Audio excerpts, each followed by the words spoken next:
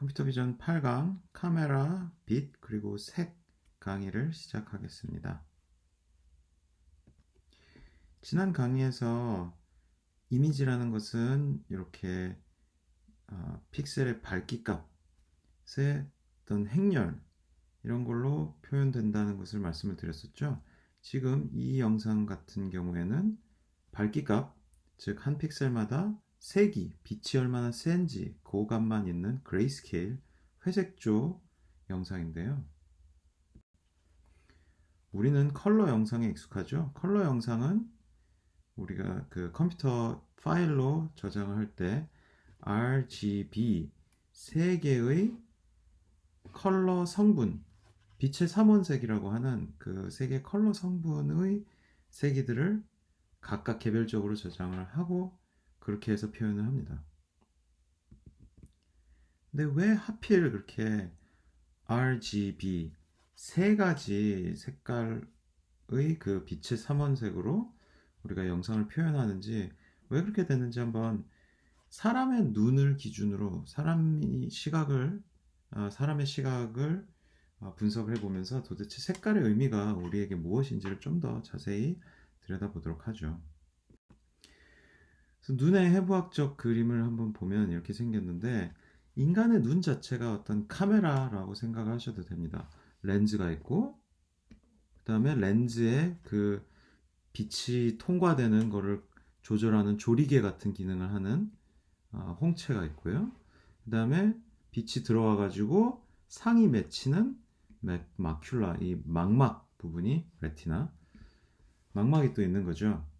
그래서 인간의 눈이 카메라고, 센서 자체가 망막의 시신경들이 빛을 감지하는 센서인 겁니다. 망막의 광수용체 세풀이라고 되어 있는데, 막대와 원뿔 두 가지 구조로 구성된다고 하네요.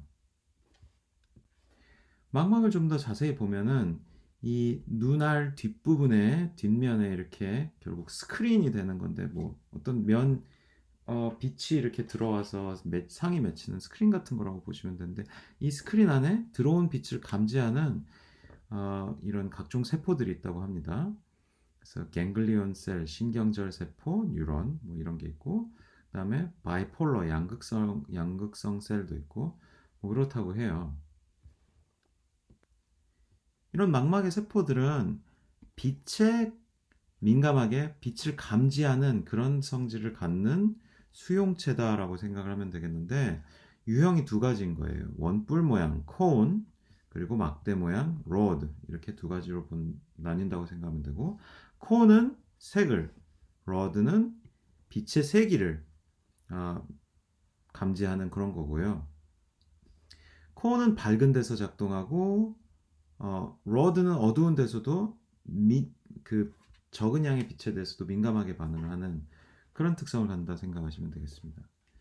망막의 내에서 이 두 가지 수용체들이 분포가 좀 다르다고 해요.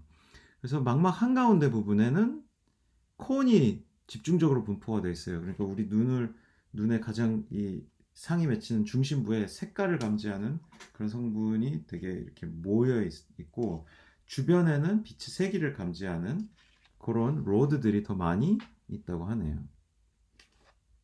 그래서 이런 다른 분포로 인해 우리 시각에서의 어떤 특성들이 결국 결정되기도 하는데, 그런 자세한 여러 가지 사례들은 뭐 재밌는 내용으로 여러분 뭐 우리 실시간 수업에서 제가 조금 더 소개를 해드리든지 할게요. 지금으로서는 그냥 컬러와 그 다음에 빛의 세기를 감지하는 세포가 좀 다른 종류가 있구나, 그런 정도로 알고 넘어가시면 되겠습니다. 그래서 로드와 코어는 민감도가 어디에 대해서 민감하게 반응하느냐가 좀 다를 수가 있어요. 그래서 intensity of light reflected from objects 뭐 이렇게 되어 있는데, 물체들로부터 반사된 빛의 그 세기를 보이고 있는데, 예를 들어 눈에 반사된 굉장히 밝은 햇빛, 진짜 반짝반짝한 빛, 그 다음에 그냥 완전 해가 쨍쨍할 때 풀 선라이트일 때 야외, 맑은 날 나무 밑에서의 빛, 그늘. 그 다음에 편안한 실내 인도어 조명, 아니면 야간 스포츠 경기 조명. 뭐 이런 밝기 정도는 다 이제 콘의 시각이 콘의 어떤 감광이 더 비중이 큰 그런 부분이 되고, 밝은 그 달빛, 아니면 아주 어두운 밤 같은 경우에 이제 로드 비전이 더 집중적으로 더 지배적으로 드러나게 된다 이렇게 생각하시면 되겠는데, 어느 정도 밝기가 있으면은 콘 비전이 더 큰 비중을 차지하고 결국 색깔에 대한 우리의 그 인지가 강하게 일어나게 되는 셈입니다. 그럼 빛이라는 게 과연 무엇인가를 좀 더 자세히 생각을 해보면요. 사실 빛은 아시다시피 여러분 전자기파입니다. 전자기파. 근데 빛이라고 우리가 보통 얘기하는 건 우리 눈에 보이는 전자기파죠. 눈에 보이는 전자기파를 가시광선이라고 하죠. visible electromagnetic ray 이렇게 되는 거고, 가시광선. 이 가시광선의 주파수별 특성을 나타낸 게 가시광선의 스펙트럼입니다. 이 전체는 전자기파 전체 스펙트럼인데, 그걸 다시 그 중에 가시광선의 스펙트럼으로 나눠서 생각을 해보면 우리가 눈으로 볼 때 느끼는 가시광선의 주파수별 내지 파장별, 요 400나노미터 이런 거는 파장인데, 파장, 웨이브랭크에 대한 색깔, 인지되는 색깔을 이렇게 색칠을 할 수 있어요.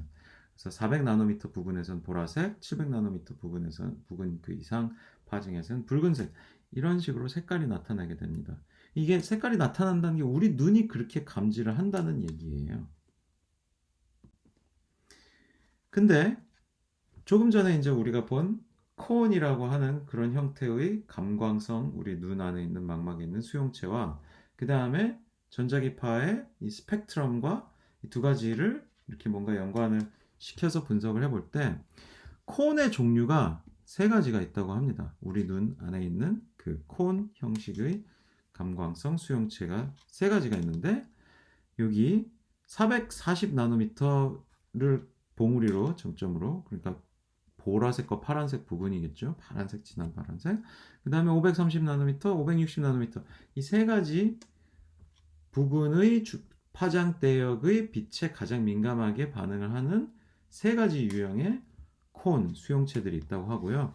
그 콘 수용체들이 망막에 이렇게 이런 모양으로 모자이크로 퍼져 있다고 합니다.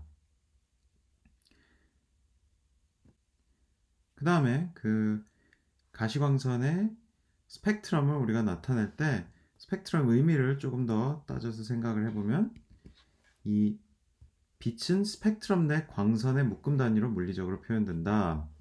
그래서 각 어떤 파장 대역별로 광선의 묶음이라는 게 얼마나 많은 광자가 단위 시간당 들어오느냐, 이걸 측정해서 표현하는 게 스펙트럼인데요. 이런 그림을 가진다고 합니다. 방금 보셨던 그런 스펙트럼은 태양빛의 스펙트럼인데, 어디서 빛이 이제 발생을 했느냐에 따라 스펙트럼 자체가 굉장히 다를 수가 있어요. 뭐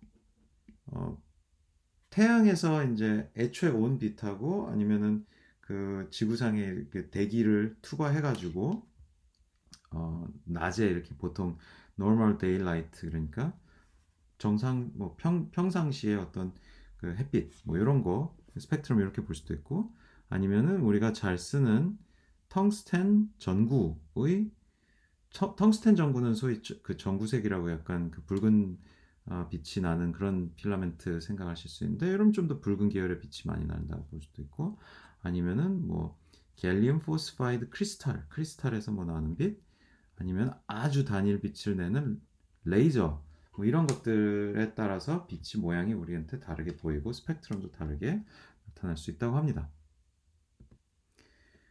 우리가 이런 스펙트럼을 이해해야 되는 이유는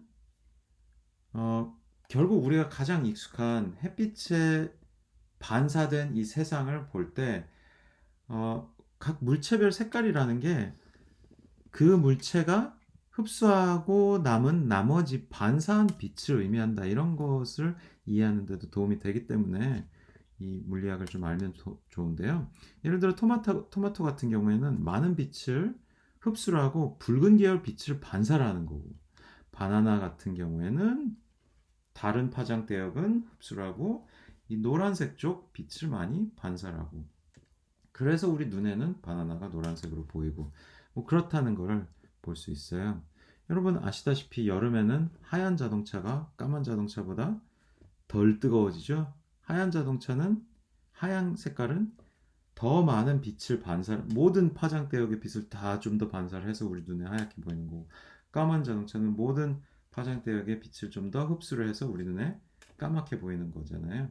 그러니까 더 빛을 광자를 더 많이 흡수하니까 더 에너지를 많이 받아서 더 뜨거워지는 거죠. 뭐 그런 간단한 빛의 물리학 잠깐 다시 복습을 드렸고요. 그런 기본 지식을 가지고 다시 또 우리 눈의 코온과 연관지어서 얘기를 할 때요. 어, 궁금한 점들을 생각을 할 수가 있습니다.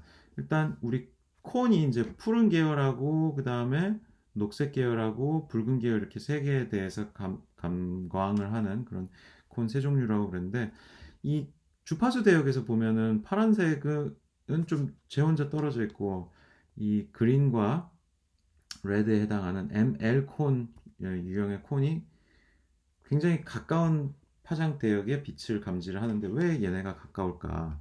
왜 세 개가 있을까? 이런 것들을 궁금해할 수가 있습니다.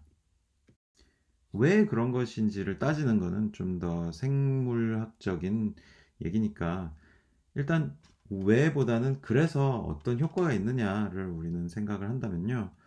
어쨌든 요 녹색 계열과 붉은색 계열의 감광 그 수용체들이 많이 있으니까 사람은 이 휘도라는 거를 얼마나 감지를 하느냐, 얼마나 민감하게 반응하느냐, 감도를 따져볼 때 이렇게 요쪽 중앙 쪽 대역대의 파장에 굉장히 더 민감하게 반응을 하고, 그런 효과로 나타난다고도 합니다. 눈에 대해서 한 가지 더 얘기를 하면, 눈에서 혹시 뭐 에일리어싱 같은 효과가 발생할 수 있느냐 이런 것도 궁금해할 수 있는데, 뭐 우리 눈의 망막은 해상도가 굉장히 높다고 해요. 근데 렌즈에 해당하는 부분이 뭐 해상도를 충족하지 못해서 우리 눈에서 이제 세상을 볼 때, 이 뭔가 망막에서 감광을 하기 전에 들어오는 빛이 이렇게 산란을 해가지고 흐려지기 때문에, 광학적으로 흐려지기 때문에 로페스 필터를 적용해서 뭔가 고주파 성분이 제거된 셈이다 이렇게 볼 수 있다고 합니다. 그래서 눈에서 자동적으로 뭔가 고주파 성분을 걸러내니까 에일리어싱 같은 거가 잘 안 생기게 되는 그런 효과가 있다고 그래요. 그래서 전에 보여드렸던 것처럼 뭐 에일리어싱의 예시들을 우리가 영상을 볼 때 그걸 실제 우리 눈에서 뭔가 세상을 볼 때 그런 비슷한 걸 본 경우가 거의 없는 거죠. 그래서 눈에 대해서 이런 몇 가지 그냥 상식적으로 내용을 살펴봤는데요. 우리가 인간의 시각에 관심이 있는 거는 결국 시각의 생물학적 분석을 통해 뭔가 그걸 흉내낸 본딴 어떤 기술을 만들 수 있지 않을까 하는 그런 이유 때문인 거죠. 마치 뭐 새를 본따서 비행기를 개발하기 시작했던 것처럼요. 그래서 우리 눈을 본따서 만드는 게 결국 카메라가 됩니다. 카메라를 만들 때 뭐 RGB 우리 세 가지 콘 형태가 있으니까, 그럼 카메라도 세 가지 형태의 그 파장의 빛을 감지하는 센서를 따로 이렇게 둔다 해가지고 생각을 해볼 수 있는 게 세 개의 센서가 있는 카메라, 이런 거를 생각을 해볼 수가 있죠.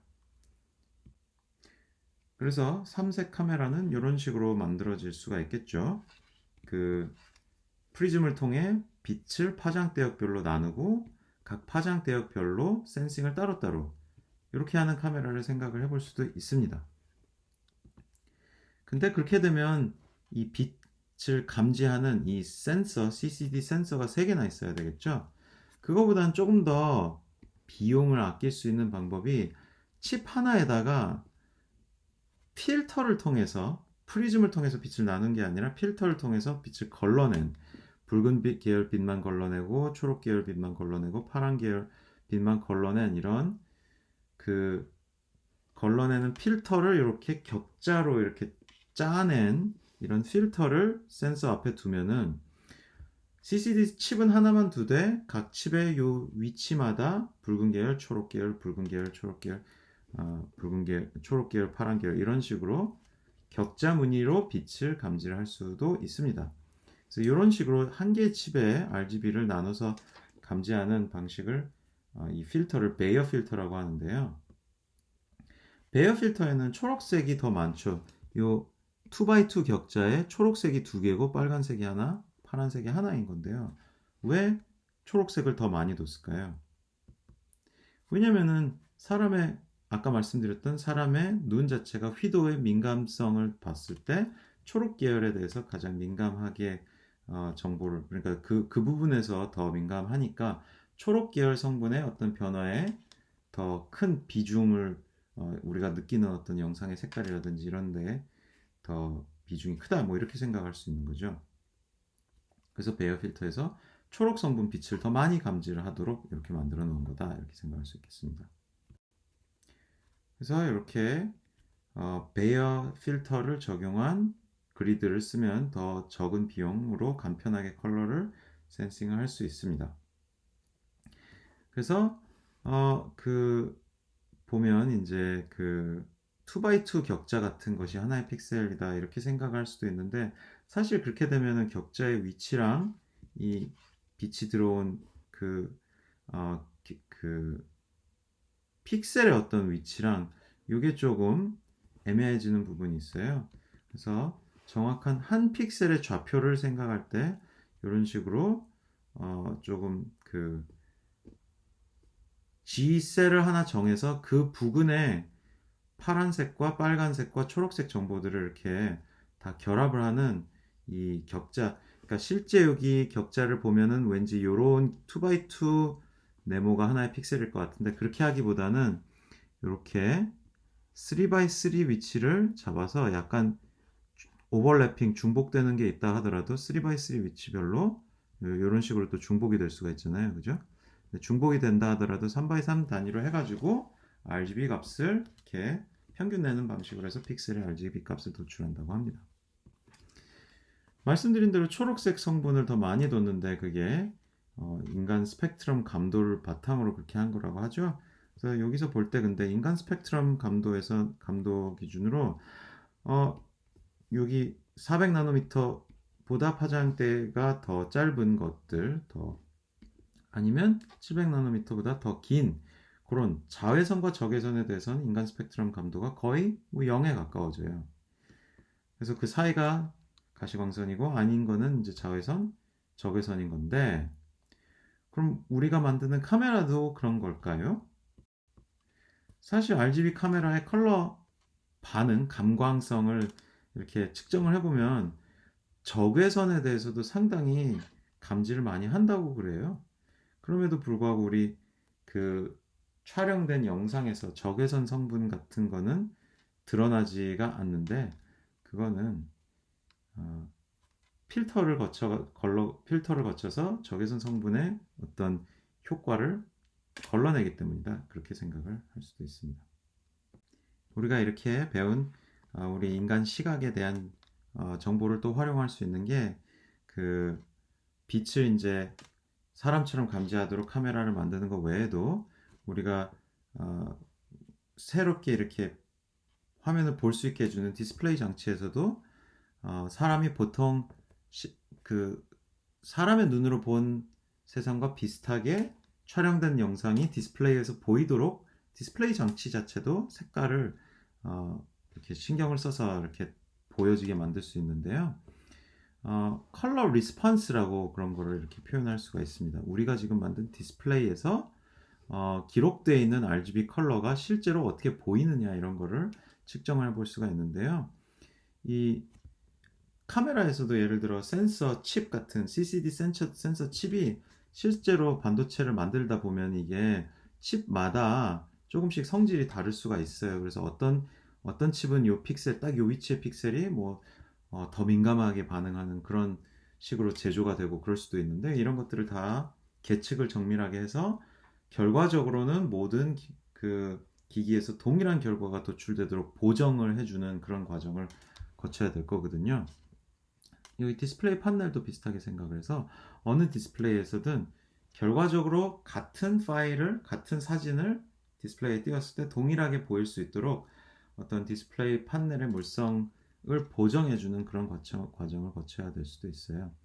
결국 다 우리가 사람의 눈에 대한 어떤 분석을 바탕으로 기기들이 잘 따를 수 있도록 이렇게 해주는 그런 과정들을 다 수립을 할 수가 있게 되는 건데, 여기 동일한 어떤 PA248Q 모니터라는 그런 모델이 있을 때 모델별로 같은 모델에 대해서도 실제 디바이스별로 이런 물성 특성이 차이가 좀 있을 수 있다고 해요.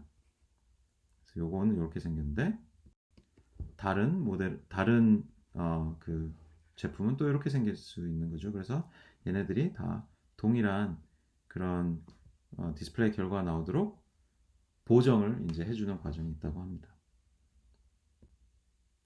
이렇게 그 데이터로 저장된 색깔을 기계에서 감지를 하고 보여줄 때 외에도 데이터로 저장시킬 때 자체에서 색을 어떻게 표현해야 되는지도 사실은 우리가 고민을 해볼 만한 주제예요. 그래서 색을 표현하는 방법 자체를 뭔가 벡터로 만들어서 수학적으로 분석을 한 것을 컬러 스페이스라고 부릅니다. 여기 같은 경우에 R, G, B 세 개의 컬러와 그 세 개의 컬러들이 섞일 때 여기 RGB 빛의 삼원색을 섞으면 흰색이 나오고 여기서는 노란색이 나오고 마젠타, 이게 마젠타인가 이게 사이언인가 제가 맨날 헷갈리는데 이게 사이언인가 아무튼 그런 색깔들이 섞이는 그런 모습을 보여주고 있죠. 가장 기본적인 컬러 공간은 RGB 컬러 공간입니다. 말씀드린 대로. 그래서 붉은 계열 성분, R 성분, G 성분, 그 다음에 B 성분 얘네들을 섞게 되는 건데 얘네 세 개가 성분으로 이렇게 합쳐지게 되는 건데 이 각각의 합쳐지는 성분이 하나의 축이다 이렇게 생각할 수 있고 그 축상에서 합쳐진 게 이 어떤 격자에서의 이 좌표 공간 격자에서의 점이다 이렇게 생각할 수가 있어요. 그래서 3차원 좌표 공간을 생각할 수 있는데 이 3차원 좌표 공간에서 각각 RGB 성분의 어떤 최대값을 우리가 잡을 수 있죠. 완전히 R 성분이 극대화된 그런 최대값, G 성분, B 성분이 극대화된 최대값을 잡으면은 이 3D 좌표 공간이 이 정육면체로 이렇게 제한이 되게 됩니다. 정육면체. 그래서 가장 밝은 RGB가 모두 다 섞이면은 흰색이 되어버리고 RGB가 하나도 없는 0,0,0은 검은색에 해당이 되는 거죠. 각각의 채널을 따로따로 보면 이렇게 R 채널, G 채널, B 채널 이렇게 볼 수 있는 거고 R 채널만 두고 나머지는 다 0으로 하던가 이러면은 이렇게 아주 빨갛게만 보이고 뭐 그렇게 될 겁니다. 그래서 이게 RGB 컬러 공간이고 이 RGB 컬러 공간에서의 어떤 특정 색깔은 어떤 벡터가 되겠죠. 0.5, 뭐 0.1, 0.3 이런 식으로 어떤 벡터가 있으면 이 벡터가 색깔이 되는 겁니다.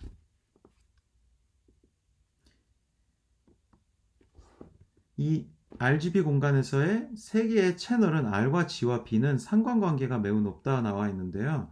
왜 그러냐면은 그러니까 완전 새파란색 그러면 완전 새파란색은 요 부분에서 완전 새파란색이 나오려면은 G 성분과 R 성분은 하나도 없고 B 성분만 굉장히 세고 이래야 되는데 사실 자연에서 우리가 보는 그 색깔들이라는 게 완전 그렇게 선명한 파란색, 선명한 빨간색 이런 게 잘 없어요. 왜 그러냐면은 태양빛 자체가 여러 가지 성분들이 섞인 빛이 나와서 그것을 이렇게 흡수하고 반사해가지고 물체들이 그래서 우리가 그걸 보게 되는데 보통 자연에서 생기는 물체들은 완전히 어떤 파장대역만 완전 흡수하고 나머지는 완전 반사하고 이렇게 완전 그렇게 아주 선명하게 그렇게 되진 않는 편이거든요.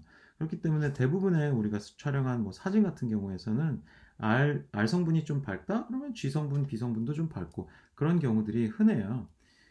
근데 이제 뭐 여러분 우리 염색 그런 기술이 발전을 하면서 그런 아주 선명한 원색의 옷을 만들고 그렇게 되어가고 그렇게 발전을 해온 거기도 하고요.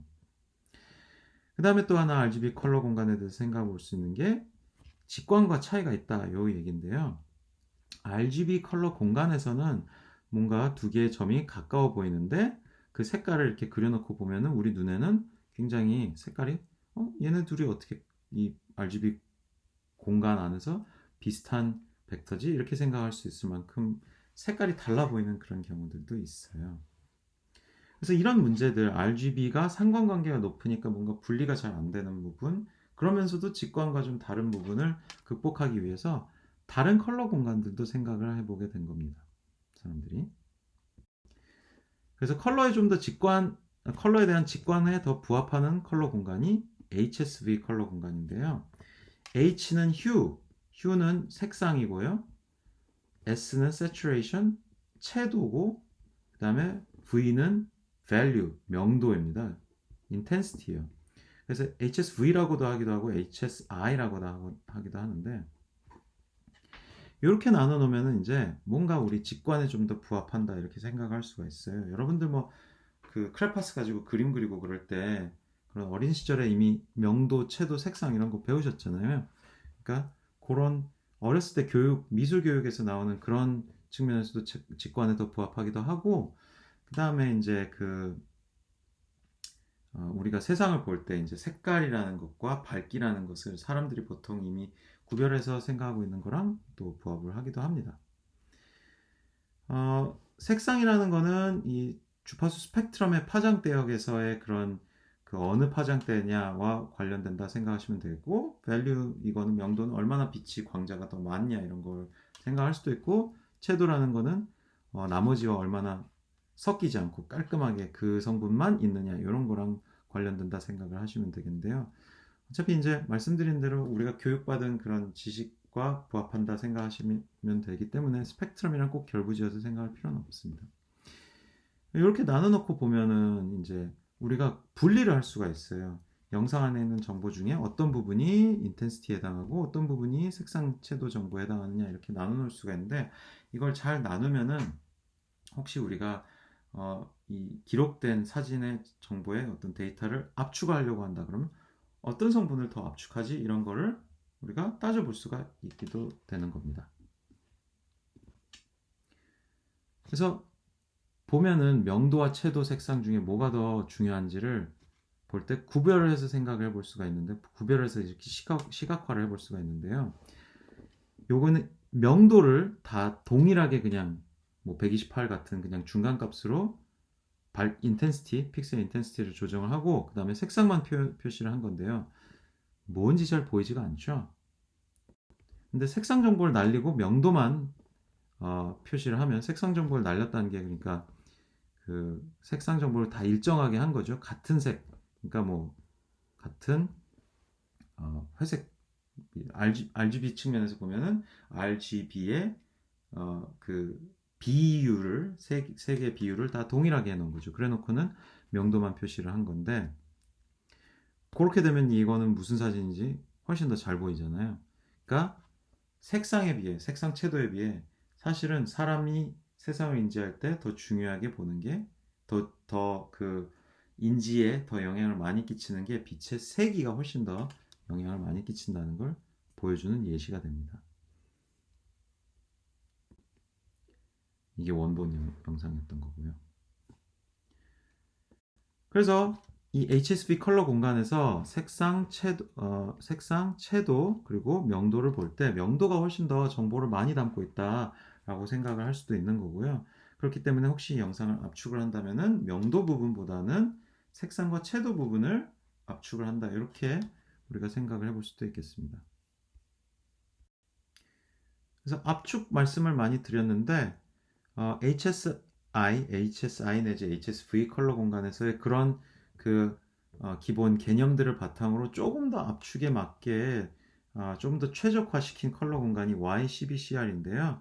Y가 명도에 해당하는 거고요. Y가 그 다음에 CB와 CR이라는 것이 크로마 성분, 색상 성분을 이제 색상 채도로 구분하지 않고 붉은 계열 색상, 붉은 계열 색상, 푸른 계열 색상 이렇게 나눈 건데 그래서 보면 Y, CB, CR 이렇게 되어 있는데요. 요거를 영상 압축에 많이 쓰고요. Y는 그대로 두고 CB와 CR을 해상도를 반으로 줄여요. 그래도 우리가 다시 복원했을 때 크게 차이가 안 나요. 예시를 이렇게 볼 수가 있는데 지금 2x2 크로마 샘플링이라고 되어 있죠. 그러니까 CB와 CR 채널들을 그 XY 성분 각각 2배만큼 줄인 거예요. 2분의 1로 줄인 거예요. 그 대신 명도 값들은 그대로 다 유지를 한 거고요. 그럼 그렇게 줄여서 그러니까 그럼 어떻게 되는 거예요? 만약에 전체 데이터 양이 이렇게 돼 있는데 얘가 3개 채널로 나뉜 거잖아요. 그러면 각각 420 정도 되겠죠? 420, 420. 근데 그거 중에 기본 그 원본 데이터를 일단 무압축 무손실 압축으로 요 정도까지 줄일 수 있고요. 그러면은 420이 아니라 여기서 다시 여기서 보면은 한 320 정도 이렇게 되는 건데 채도를 4분의 1로 날렸잖아요. 그러니까 얘가 80이 되는 거고 얘가 80이 되는 거죠. 그러면은 320에 80 더하면은 480 정도가 되는 건데 뭐 거기에서 또 뭔가 압축을 좀 더 해서 이렇게 줄인 결과라고 해요. 그러면 얘네 둘을 비교해 보면은 명도 부분은 그대로 얼추 살아있고 색상만 그 좀 압축했는데 색상의 그 양자화도 좀 압축시킨 모양입니다. 컬러 정보도 약간 여기 보면 색깔이 좀 무늬가 조금 흐려지긴 했어요. 무늬가 조금 흐려지긴 한데 크게 드러나나요? 티가 은근히 많이 안 나죠. 그래서 이렇게 데이터를 원본에서부터 요만큼 훨씬 더 작게 만들 때 색상 정보를 많이 압축해도 우리 눈에는 그게 쉽게 드러나진 않아요. 이게 그리고 픽셀을 많이 확대해서 봐서 그런 건데 멀리서 보고 그러면은 거의 인지하기가 어렵습니다. 그래서 대부분의 압축 알고리즘들이 색상값, 명도는 두고 색상 부분을 압축을 시켜요.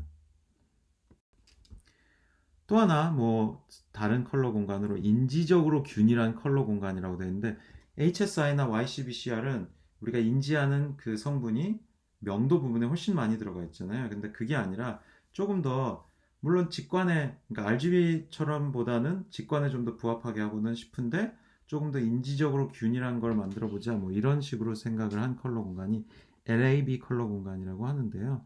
그냥 이런 것도 있다 정도로 알고 넘어가시면 되겠습니다.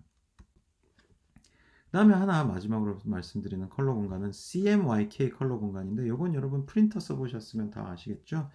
간단하게 말씀을 드리는데 빛의 색은 더할수록 더 밝아져요. 빛이 더해지는 거니까요. 근데 CMYK 프린터에서 쓰는 얘는 잉크색에 대한 거고 얘는 더하면 더할수록 잉크라는 거는 결국은 빛을 흡수하고 나머지를 반사해서 우리가 보는 건데 잉크가 여러 개 더하면 더해질수록 빛을 더 많이 흡수하게 되는 거예요. 반사를 하게 되는 게 줄어들게 되는 거예요. 그래서 그렇게 생각을 하면 되겠고 Y라는 거는 그러면은 뭐냐? Y라는 것은 지금 반사를 하는 게 뭐냐면은 빛이랑 비교를 하면은 얘는 R 반사, G 반사 이렇게 생각할 수 있는 거고 대신 그러면 뭘 흡수하고 있는 거냐? B를 흡수하고 있다. 이렇게 생각할 수 있는 거죠. 태양빛이 오는 것을 3원색 기준으로만 생각해서 RGB가 들어오고 있다 이렇게 생각하면은 B를 흡수했고 R과 G를 반사해서 노랗게 보이는 잉크구나 이렇게 생각할 수 있고요. 잉크 자체는 RGB 잉크를 그대로 쓰지 않고 YEMC를 쓰는 거는 그러니까 흡수를 덜 하는 잉크를 써서 얘네들을 더하더라도 조금씩만 흡수를 하게 기본 단위를 시작할 때 빛을 너무 많이 흡수하는 그런 어두운 잉크를 쓰는 것보다 빛을 적게 흡수하는 애들을 쓰면은 걔네들을 합쳐도 더 다양한 그런 색깔을 만들 수 있게 되는 그런 효과 때문에 이렇게 Y와 M, 마젠타, 사이언 얘는 세 가지 색을 쓰는 거고요. 사이언은 뭘 반사하겠어요? 사이언은 지금 G와 B를 반사하는 거죠. 그러면 R 흡수가 되는 셈인 거고 그 다음에 마젠타는 보면 R과 B를 반사하니까 G 흡수하는 거다 이렇게 생각하시면 되겠죠. 뭐 그런 식의 잉크와 관련된 감산 모델, 감산이라는 거는 그러니까 더하면 더해질수록 빛을 덜 반사하고 더 흡수하게 되는, 더 빼버리는 그런 거라고 생각하시면 돼요. 그리고 잉크와 관련해서 또 하나 말씀드릴 수 있는 거는 이렇게 그 색을 섞을 때 그냥 잉크 위에 더 씌워서 섞으면은 어떤 문제가 생기냐면은 이 너무 젖어버릴 수가 있죠, 종이가. 그래서 그런 문제 때문에 그리고 또 잉크를 아끼기 위해서도 잉크를 섞을 때 그냥 이렇게 덧칠을 그냥 하는 게 아니라 아주 이런 미세한 점으로 색칠을 해가지고 이런 식으로 섞는다는 것도 그냥 상식으로 재밌게 여러분 알고 계시면 좋을 것 같아요. 그래서 이렇게 도트 프린터라고 하죠. 이렇게 점으로 찍은 걸 멀리서 보면 이렇게 색깔이 보이게 되는 거라고 합니다. 지금까지 이제 몇 가지 컬러 스페이스들을 말씀을 드렸는데요. 여기 참고 사이트 들어가 보시면은 훨씬 더 많은 그런 컬러 스페이스에 대한 연구가 있었다는 것을 보실 수 있을 거예요. 우리가 근데 컴퓨터 비전의 맥락에서는 뭐 RGB, HSV, 뭐 YCV, CR 그런 정도의 몇 가지 컬러 스페이스 정도만 아셔도 되겠고, 또 마찬가지로 컬러를 감지하는 카메라 내의 어떤 센서와 또 컬러를 재현하기 위한 디스플레이, 그다음에 그 프린터 CMYK 그런 컬러 스페이스 이 정도만 아셔도 컴퓨터 비전 맥락 하에서는 충분할 것입니다. 그래서 이번 카메라 빛 색 8강은 여기까지 진행을 하도록 하겠습니다, 여러분.